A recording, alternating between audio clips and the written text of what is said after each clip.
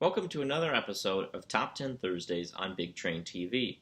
I'm your host, Alex Drain, and I want to remind you that this week's episode is brought to you by the Dandy Walker Alliance, a proud partner of Big Train Baseball. Visit dandy-walker.org to learn more. Today's episode looks at game number 6 on our countdown of the top 10 greatest games in Bethesda Big Train history, a game from July 30th, 2017. That game pitted the Bethesda Big Train against the Baltimore Redbirds in Game 3 of the League Championship Series, a winner-takes-all for the championship game at Shirley Povich Field.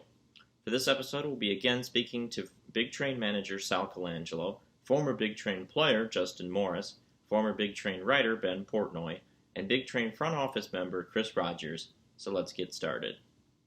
The 2017 Bethesda Big Train season saw the team finish with a 31-9 regular season record and entered the postseason as a well-rounded juggernaut ready to compete for the Cal Ripken League championship. The team had two strengths in particular, the first of which was a team with good chemistry and camaraderie. I think the best thing about that team is we just had fun. We didn't take anything too serious. That's how it is every summer, Yep.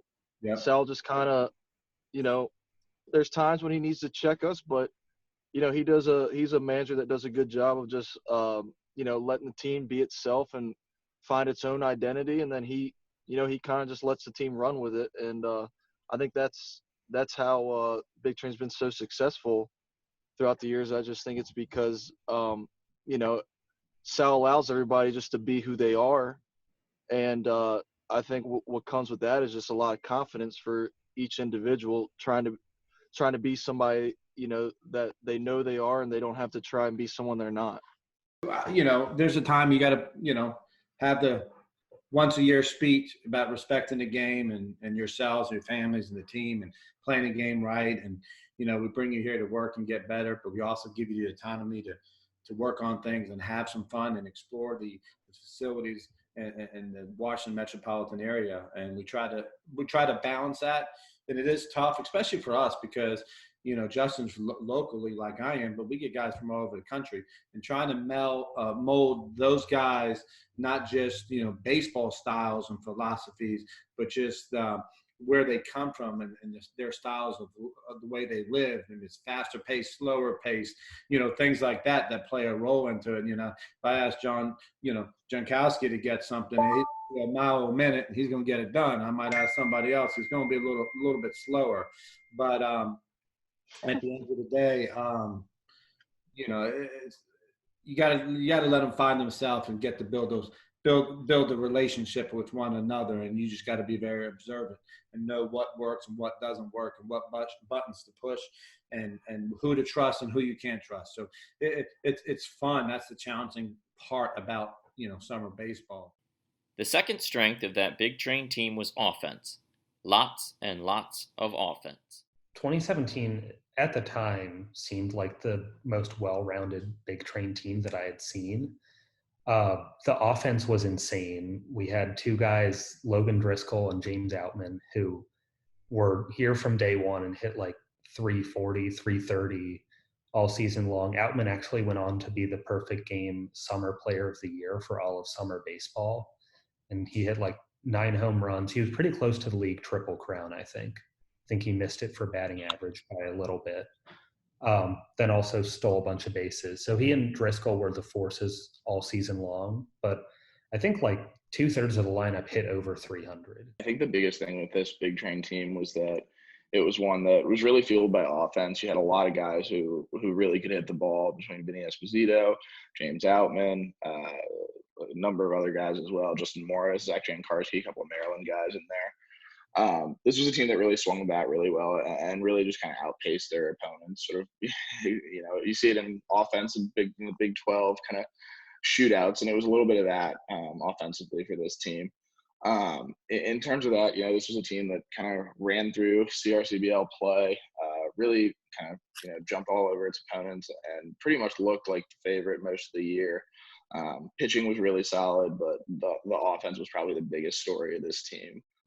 Powered by those two strengths and their solid pitching and defense, Bethesda rolled through the semifinals and met the only team anyone expected them to face in the league championship series, the Baltimore Redbirds. in that league, I mean, everybody knows the two best teams are Big Train and Redbirds without a doubt. And basically every summer you just expect to play them in the championship, and it always turns out that way. I honestly don't think it would be as enjoyable without, whenever you win something, you want to beat the best. So, you know, for us to have to go through the Redbirds and beat them in a best of three, I mean, I think that's what makes you a championship team, is having to battle a team like that. And what's fun about those series too, I'm pretty sure it happened almost every year. We usually win a game, and then we might get our teeth kicked in the next game, and then you got to come back and win the last one. I think the thing that, kind of stands out between the Redbirds and the Big Train most years is that it's a really competitive rivalry. Randy Bednar, I believe, was going into his freshman year, or was a freshman at Maryland. He's a really, really good player. Either has been drafted or will be drafted here coming this year. Obviously, things have gotten a little crazy with the coronavirus and everything, but was a really, really strong player for them as a young kid. There are a couple other guys on that team that did go on to get drafted. Like I said, kind of the same deal. You had some Ole Miss guys on that team who had some really good careers. I believe Cole Zabowski was on that team. It was a really, really strong Redbirds team, and one that I think, as most people who followed the CRCBL have grown accustomed to seeing, against the Big Train. I remember that team just being really, really competitive. If I remember correctly, they had some guys who could really hit too. So there were some high-scoring games between the two teams. And what I really remember was that league championship series. It went to 3 games, but the first 2 were kind of blowouts, and each home team just really put on a show of offense. We won at Povich like 14-5, and then the next night they won at Baltimore like 14-5. Chris is correct in spirit, but not in detail. The Big Train won Game 1 at Bethesda 14-3, and the Redbirds answered in Baltimore with a 15-4 victory. That meant that on July 30th, everything was on the line. The winner takes home the championship. The Big Train turned to Tyler Smith, a rather surprising decision, but one that Big Train community members were nonetheless confident in. When I saw it was Tyler Smith, I felt really good. I mean, he had been under the radar all season long. He wasn't a big strikeout guy, but he just pounded the zone. He threw strikes. He got guys to make weak contact. And, with the defense that we had and that had been really good all season long, I felt like, he was as good a guy as any to go out there and start. Confidence in Smith paid off as the righty worked through the Redbirds lineup and put together a spectacular outing, throwing 5 shutout innings to set the tone for the hometown Big Train. Smith's success that night was really a case of doing what he did best, getting weak contact, throwing strikes, and keeping hitters off balance. I think he had 12 or 15 ground ball outs to second base. He was throwing about 84, 86. He was only going to go 5 or 6 innings. Max, I can't remember what he ended up going, but it was ground ball after ground ball. The ball was sinking, the ball was moving, wasn't overpowering, and they made no adjustments at the plate.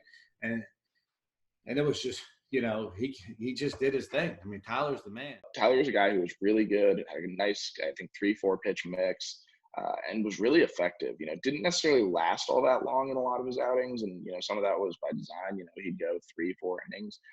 Wasn't necessarily a guy that was going to get you 5 or 6 innings at that point, but was a really strong starter, and like I said, was usually really good through the first 3 innings.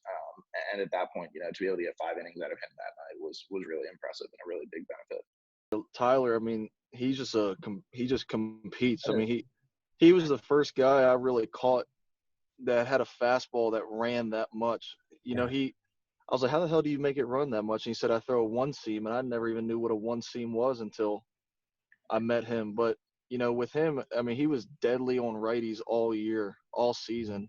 And then he had a great college season that year too. I mean, he would really just attack you with his fastball, and it would run in on your hands, and it's got some late movement to it. It's not really much you can do with it if it's running in on you. So that game, I mean, I knew he was tired. And he had a long summer. At that point, all your arms start to kind of get a little tired and ready to shut down, but they kind of just have to battle through that one more outing. And that was his one more outing. And, we never try to get cute out there. If he's getting ground balls, I'm just going to keep we're just going to keep throwing fastballs at them until they show us that they can hit it. And I think that's why he was so efficient that game, just because he just attacked. He didn't get cued at all. The Big Train Bats didn't fare much better through the first 3 frames against Redbirds starter Colin Palouse, and the game was tied at 0 until the bottom of the 4th inning. With the bases loaded and only 1 out, catcher Justin Morris strode to the plate, looking to break the deadlock. Despite hitting in the 9-hole that season, Morris was a guy that observers expected to deliver in a big moment, and he did. I think I battled with, it was like a full count. It was like a lot of pitches fouled off, and then finally got a good pitch to hit. But that whole lineup. I mean, my approach of the whole season was like, if I'm not going to get it done, I know someone else behind me is going to get it done. So like when you go into that moment, you're not really thinking I have to get a hit here. You're more thinking like it's either going to be me or it's going to be whoever's hitting behind me. And you just don't try to do too much. Justin was a guy that came a little bit late to the Big Train that year, and really turned it on late. Gave them another bat, like I said, to kind of keep this team going offensively as much as they did. Gave some experience, some leadership as well. So, J-Mo was a guy that I think was kind of a leader on this team. Was one of the older guys. Had a brother who played at Maryland, that kind of thing. So, was a really, really strong player. And, he was the kind of guy that, you kind of expected to step up in a big role like that, in a big moment like that, I should say. It was kind of, one of those things where, if you wanted someone at the plate in that moment, it was Justin Morris. Trying to remember. So I think it was a pretty deep count. It might have been a full count, but it was at least 2-2. And I think Morris was the 9 hitter. And I had seen him play at Maryland for a bit too. So I knew he was a good hitter. When he put the bat on the ball, it usually went a long way. And he was really good at working the count too. So my idea was like, he's the kind of guy who's going to come through here, whether it's, a clutch walk to turn it over to Jankarski or, line a single somewhere. Best case scenario is a home run, obviously. But, when he got to that deep count, I just felt like he was really, really seeing the balls well there. And, he ended up lining the ball into the gap. And the crowd went wild for that. It was still early. It was still sunny out, or, not quite dusk yet. And the crowd was just going crazy.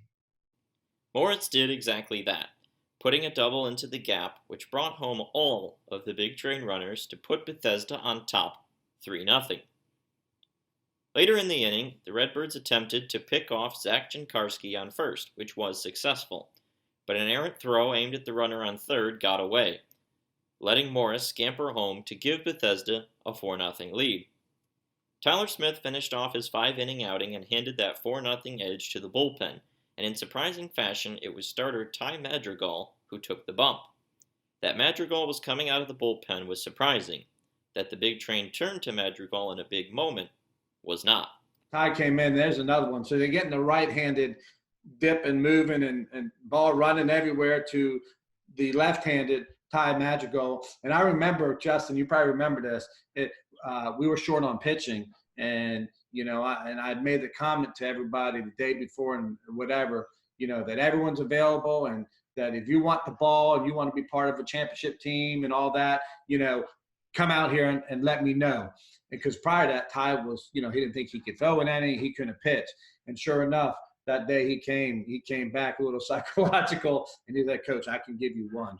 And Ty came up huge. Ty was probably the best starter on this team.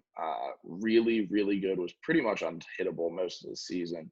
I believe he pitched either earlier in the series or had pitched earlier that week. So to be able to get him in the championship game, in the game 3, was really important. Pulling him out of the pen was really kind of an interesting move, and gave you kind of basically your best pitcher coming out of the pen, despite the fact that he'd been a starter most of the year. Was really good, really came in. And I remember actually that night, I think there was a lot of conversation about whether he could even be named the MVP or most outstanding player of the game. I mean, he was really, really good that night and pitched really well. And, for Tyler Smith to get through 5 innings and then throw Ty out on the mound before you get to Stephen Schock, I mean, that was pretty much as best you could script it for the Big Train that year. In the 7th inning, with the score still 4-0, Madrigal ran into a bit of trouble. He He surrendered a pair of runs, and there were still runners on base when he engineered a tremendous pickoff play to end the frame, and we'll let Sal Colangelo describe it. No, it was a guy on third, and Ty was on the bump, and he tried to get him to flinch and to leave early and change his delivery to balk it, to run in the to get in the run. And Ty simply stepped off, no panic, stepped off the rubber and threw it home. Justin tagged him out. And that ended the inning, and that was with 2 outs. The play itself proved crucial as the inning ended the threat by Baltimore and the Big Train still clung to a lead, albeit a reduced 4-2 advantage. Ending the inning in that moment to cut down the threat dead in its tracks proved to be a gargantuan play in the contest. We were kind of feeling a little more on edge then because we had a really good pitching staff, but if anyone could get to us, it was the Redbirds. And so any type of mistake they would make that could get us out of an inning, whether it's a pickoff or a caught stealing or whatever, that's huge for us because we need all the outs we can get. With that 7th inning ending, Madrigal's work on the day was complete, and his final line read 2 innings, 2 runs allowed, with a pair of walks and a pair of strikeouts. A solid outing for the lefty. The most important thing he accomplished, though, was keeping the lead intact long enough for Bethesda's dominant closer to take the mound, Stephen Schoch. Schoch and Chase Lee are 2 of the greatest, and we've had a lot of good arms, but 2 of the greatest arms as far as just getting it done, knowing what they were doing on the mound, knowing their plan or their approach on the mound.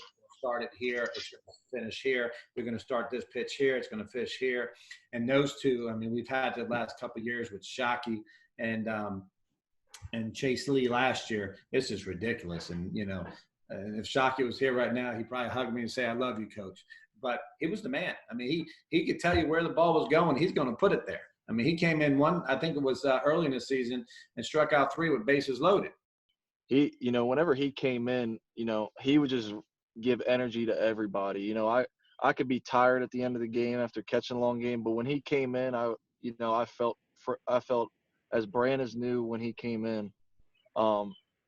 But I'll just never forget just, every time he'd get someone out, he'd be pumping his chest, throwing his glove. So I think that he was a big, he's a quiet guy. Like when he's in the dugout and stuff, he's a pretty quiet dude, but when he's on the field and he's leading the way he is, I mean, I consider him one of those top leaders on that team, just the way he handled himself and just gave confidence to everybody.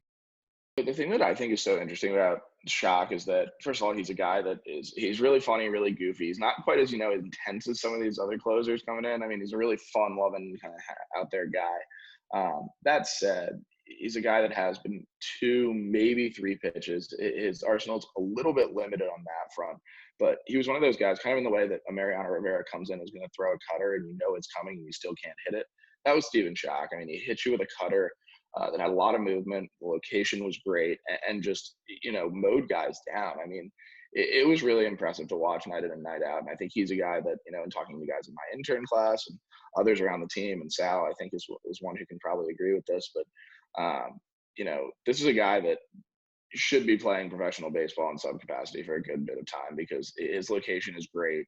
He really, really was impressive that year, and had come off an injury the year before too. I believe it was a shoulder surgery. So, for him to rebound the way he did and come into the summer and play as well as he did, I mean, it was really, really impressive. I mean, when Schoch came onto the mound, you felt like the game was over every single night. Schoch, who had yet to give up a run all season long, got through the 8th inning and entered the 9th still holding a 4-2 lead, and Bethesda was 3 outs from the Cal Ripken League championship. Schoch ran into trouble in the 9th, however, putting a few runners aboard, and some in the crowd began to feel nervous. A little crazy. I mean, you definitely got a little bit of a threat, gave up a couple of hits, gave up a walk, which weren't usually things that Schoch did give up. That said, I mean, they did have a little bit of a cushion. I think you mentioned jumped out to that 4-run lead. You get to 4-2 in the 7th inning, but had a little bit of a cushion despite that. And, with Schoch, he was a guy that was generally really reliable and you felt like he was going to get out of the inning. And I think that, as a manager, you kind of want to hand the ball to your best guy in that situation. Shock was, I mean, he was as dominant as could be all year. And for him to be able to, sort of shoulder off those couple of hits, that one walk and, close things out. I think that was generally I think that, you kind of still felt confident despite the fact that there was a little bit of a threat. Stephen Schoch was lights out all season long. And so especially late in the season, he was insane, but it almost seemed too good to be true. Like he can't go through this whole year and be lights out every time out. And so 2 guys got on base in the 9th inning, and it was a 2-run lead. And I just had this worry. Like I trusted Schoch completely, but it just seemed like the Redbirds weren't going to go away that easily. And then I forget who it was for Baltimore. I want to say it was Ryan Sloniger, but don't quote me on it.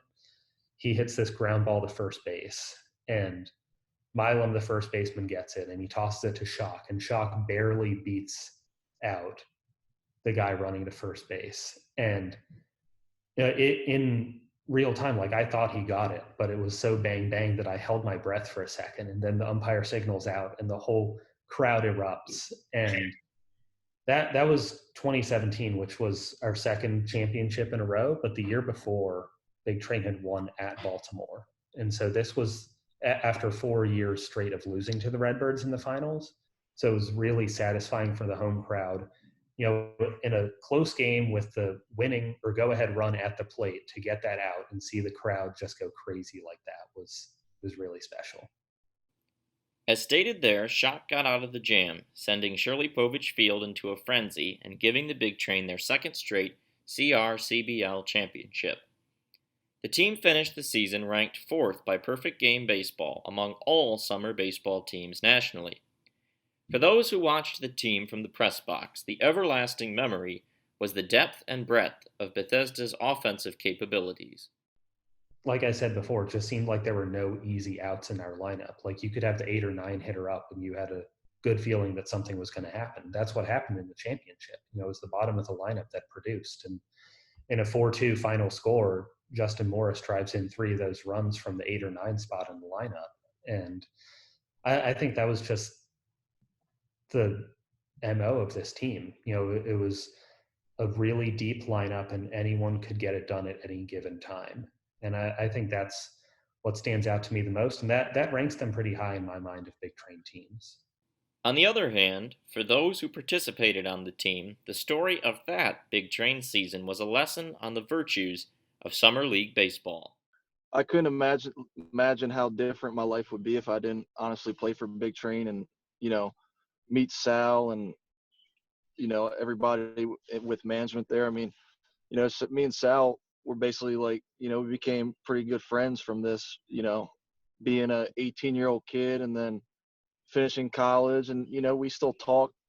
I guess I haven't called you in a couple weeks, but we usually talk, pretty frequently. Yeah, I know. But, that's what's cool, I absolutely consider Big Train family. Every time I go there, I just feel, people just open their arms to me, and it really just felt like a second home to me over the years. I always look forward to showing up to the ballpark to play there in front of the fans, the atmosphere, walkout song, you name it.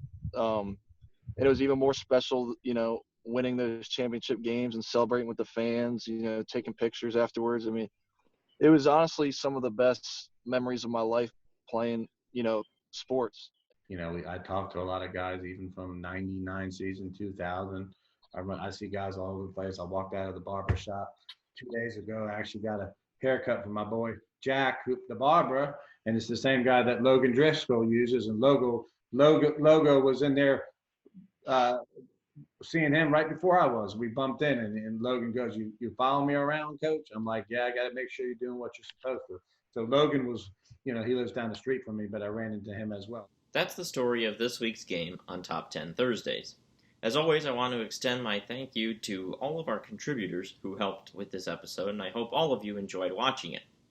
Next week, we'll be moving into the top 5 of our countdown, which begins with a game from 2016. Until then, make sure to follow BigTrain.tv for more great content, and we'll be back here next Thursday. As I got a little bit older, became more of a baseball fan, I just realized how unique it was, how cool it was that you were seeing these guys right there. You could get their autograph after the game. You could shake their hand. You could get their attention during a pitching change. And these guys in 5 years would be in the major leagues. So that part of it just stuck with me.